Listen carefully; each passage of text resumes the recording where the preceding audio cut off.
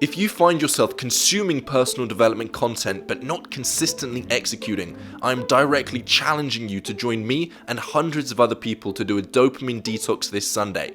In the next few minutes, we're going to discuss everything you need to know to map out that dopamine detox, the exact rules of a dopamine detox, and finally how to guarantee that you actually stick with it and that you don't relapse. And this is episode 3 of the Mental Momentum Dopamine Detox free course here on YouTube. If you haven't already, click the first link in the description and go and watch the rest of this series where you're going to learn what is a dopamine detox, what are its benefits, is there any science behind it, and if it's right for you.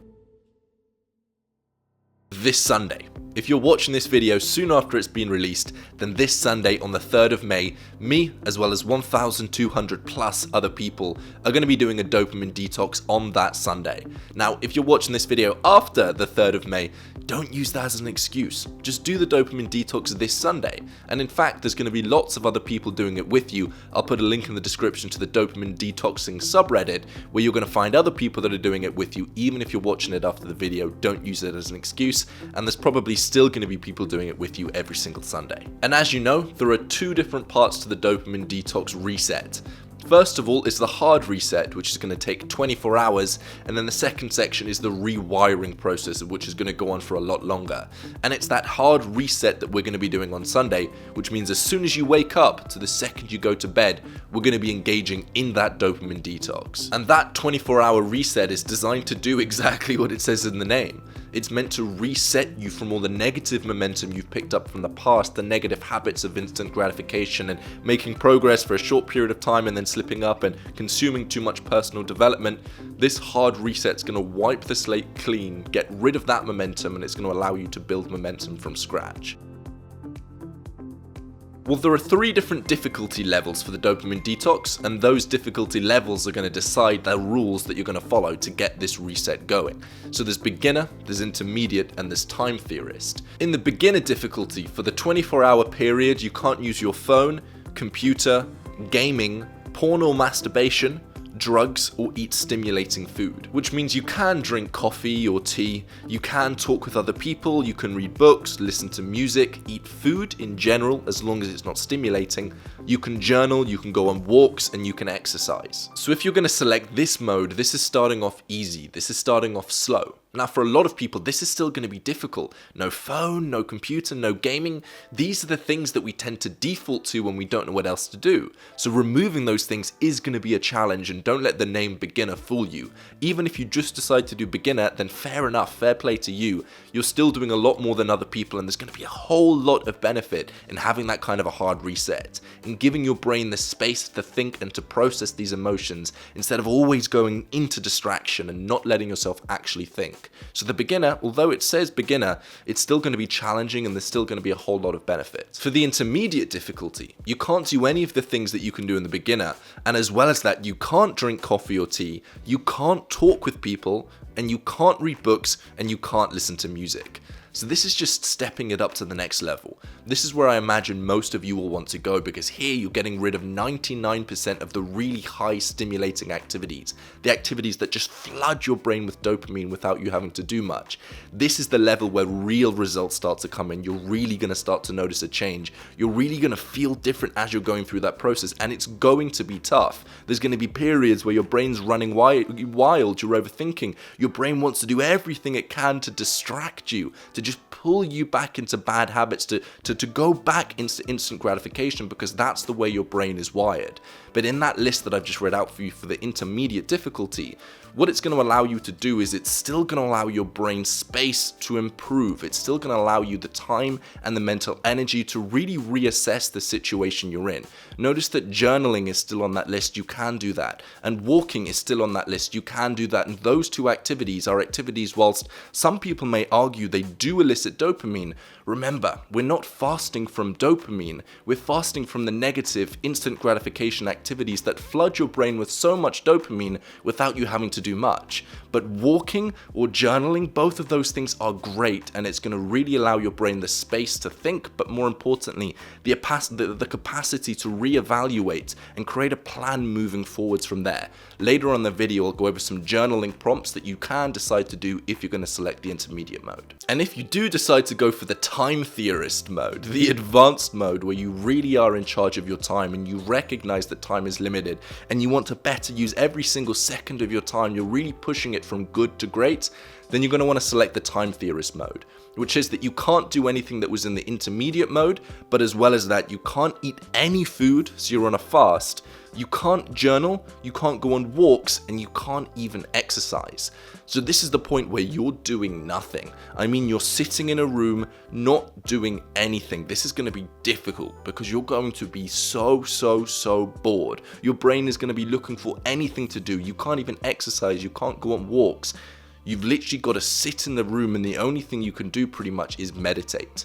So I'd be careful. If you're wanting to select this stage but you have really bad problems with this and you're worried you're not going to be able to stick with it, then the formula that you've got to use when trying to decide whether to go with beginner, intermediate or time theorist mode is you want to select the thing that is just difficult that it gets you excited, but not difficult in so much that you're worrying that you're not going to be able to do it. So it's better to walk than it is to run and trip up. It's better to go slowly, start with the beginner mode, and then once you've done that, move up to the intermediate mode. Then once you've done that, move up to the advanced mode. Then go straight for the advanced mode, and halfway through the day you decide to give up. Because if you do decide to give up, no matter what mode you decide to do, you're now providing your brain with a ridiculous amount of evidence that you are addicted to dopamine and that you can't be disciplined. It's why it's so important for you to pick a difficulty mode that you're 100% confident that you're going to stick with. And that's why later on in the video we're going to provide you with tools to increase the likelihood that you stick with it. And the point is, there's not going to be any neurochemical changes or neurological changes within those 24 hours. What we're doing is we're showing our brain, we're providing evidence that we can do the things that we want to do, and more importantly, we're giving our brain space to think, to really reset, and moving forwards from here, that's when it's going to get difficult and we can make transformation and progress from there. There's not going to be any neurochemical change in the 24 hours, but there's going to be psychological change. And if there's anything on this list that I haven't mentioned, say VR, I haven't specifically mentioned it, but just use your better judgment. What we're doing is we're avoiding activities that provide our brain with very, stimulating amounts of dopamine without us having to do much. So avoid those things at all costs. And like I said, once you've done this dopamine detox, go to the subreddit and you can actually assign yourself with a flare that just proves to yourself and proves to other people that you can do it, and it's going to select the difficulty that you decided to do. This is actually, it's funny, this is going to provide your brain with dopamine when you assign that flare to yourself. But this is actually a good thing, because we want to provide ourselves with dopamine or a reward straight after we do something good. We're trying to avoid getting dopamine after doing something bad, but by all means go to the subreddit and assign yourself with a flare to let yourself and everybody else know that you were able to complete the dopamine detox at the difficulty that you decided to do. And what can you do? Well, the point is you can't do much. If you've selected the intermediate mode, then there is a few things that you can do to make it slightly easier for yourself.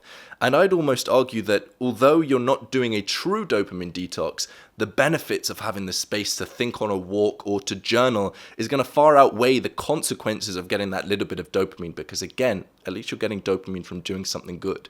So what can you do? Well, go out on a walk and try and be curious. Go out and pick a leaf. When was the last time you examined a leaf or truly marveled at the beauty of your surroundings wherever you are? Go on a walk, a normal walk that you try to take, but be present and try and see everything with a new light, because we go through our life so often in autopilot, walking the same paths, but never truly appreciating their splendor.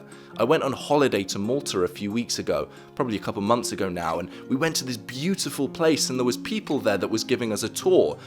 And they weren't blown away by how magnificent and how splendid the scenery were, whereas myself and my girlfriend and the other tourists there were absolutely blown away. And the point of this is that when we're surrounded by things on a regular basis, our brain stops to appreciate them. It stops appreciating them. It just takes them for granted. So truly try and avoid this fact if you're going out on a walk. Be marveled, be a child, run around with curiosity, marveling at the splendor of the planet that we're in. That's how we can reignite the passion that we have for curiosity. As well as that, you can do journaling. 3 journaling prompts that I advise you to do as you're journaling is, first of all, you can write down Who am I? Try and get introspective. Who is the person you are now? What character traits do you display? What habits do you have, good habits or bad habits? How may other people talk about you? Try and view yourself from a third-party point of view and really analyze the character that you're portraying, the person that you're being on a day-to-day basis. Once you've done that, try and figure out who do you want to become? What is your ideal character? What is the sage? So sage in Stoicism is the ideal person you want to become. Nobody's a sage. The sage is an ideal of perfection. But who do you want to become? What kind of a person could achieve the things that you want to achieve with ease? Take the time to flesh that out and then figure out what can I be doing on a day-to-day basis to increase the likelihood that I transform from who I am now to who I want to become. This way we're focusing on identity level change. We're not focused on processes or systems. We're focused on becoming the kind of person that deserves the things that you want to get and that deserves the life that you want to get. Because I figured out that the best way to become successful is to become the kind of person that deserves success. And the best way to become fulfilled is to become the kind of person that deserves fulfillment. So do that, make the identity level change, and really brainstorm practical ways that you can increase the likelihood that you act like that person doing all of that journaling. You can also come to terms with your own thoughts. There's a quote that says, "Man's biggest problems comes from its inability to sit in a room by itself alone." And that's exactly what we're going to be doing. We're going to be sitting and we're going to be bored. So take the time to analyze the thoughts. Are they positive thoughts? Are they negative thoughts? How do you feel about yourself?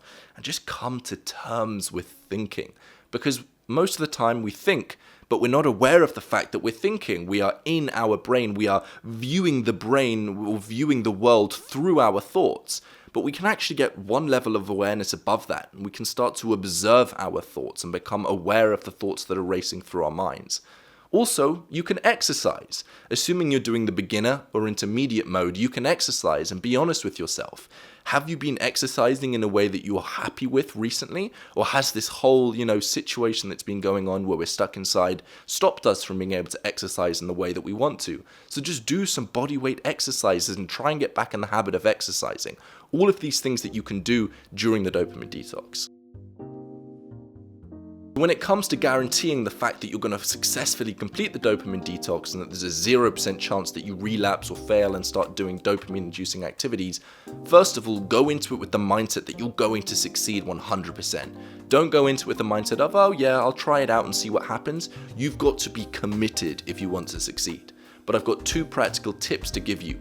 First of all, you can get an accountability partner. You can find one on the subreddit. Now, yes, you're not going to be messaging them during the dopamine detox, but knowing that there's going to be someone that you have to report back to is going to far increase the likelihood that you do succeed. As human beings, we are social beings. We care what people think about us. We care about our view and our status. So just by letting one person know that you're going to do this, you're going to increase the likelihood that you succeed.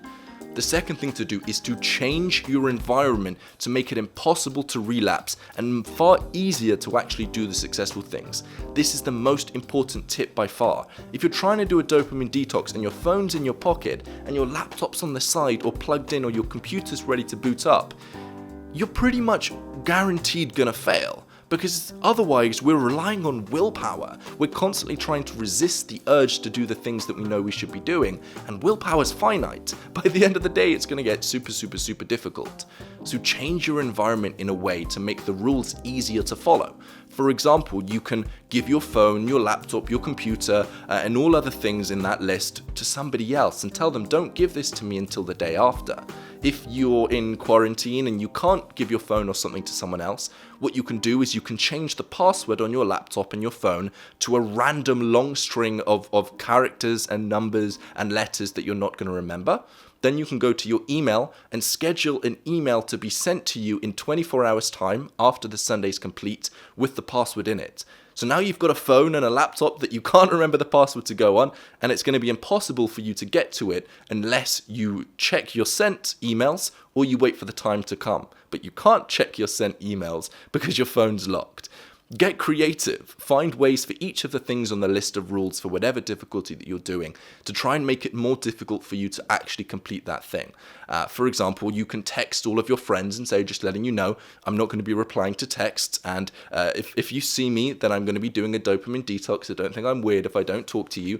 Just make it easier for you. Increase the likelihood for you to succeed instead of just leaving it down to chance. And in the next video in this playlist, we're going to be talking about how to build up after the dopamine detox. Because as I've said, those 24 hours aren't going to make a significant amount of change. It's a mental signifier that change is going to happen. And in the rest of this playlist, we're going to dictate to you exactly how to make that change. How to make this a long-term change so that you don't just slip back into old habits after a few weeks. So if you want to see those, then like the video, subscribe and comment, and just engage so that the YouTube algorithm knows that you want to see more of these types of videos, so that when it comes out, it's free and it's on your homepage, ready for you to go through and really improve your life, building up after the dopamine detox. I'll see you then.